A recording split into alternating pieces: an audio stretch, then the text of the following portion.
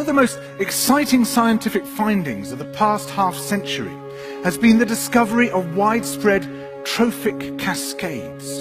A trophic cascade is an ecological process which starts at the top of the food chain and tumbles all the way down to the bottom.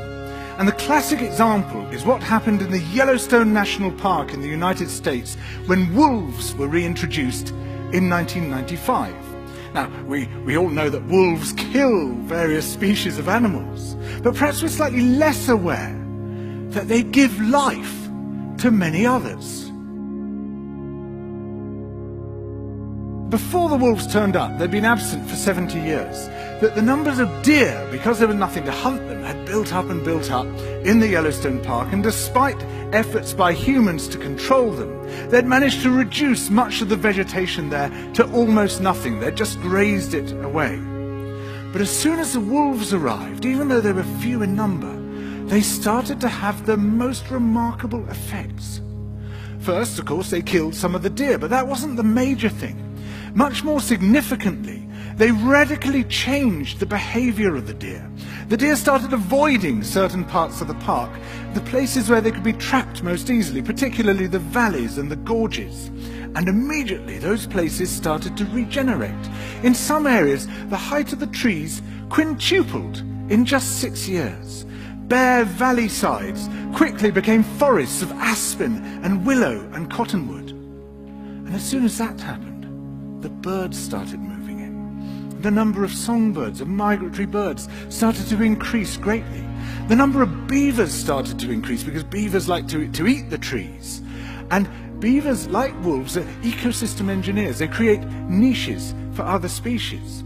And the dams they built in the rivers provided habitats for otters and muskrats and ducks and fish and reptiles and amphibians.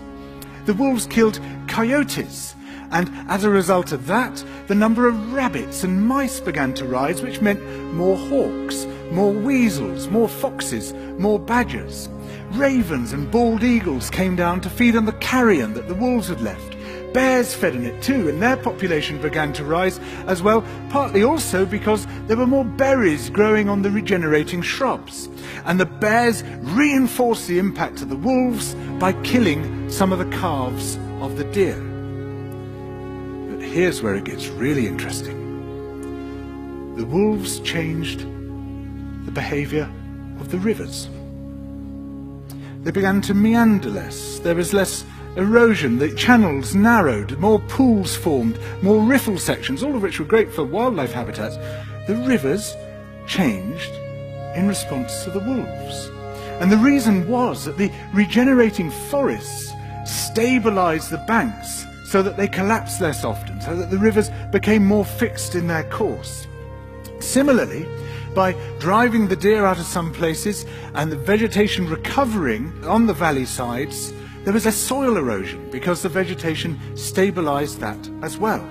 So the wolves, small in number, transformed not just the ecosystem of the Yellowstone National Park, this huge area of land, but also its physical geography.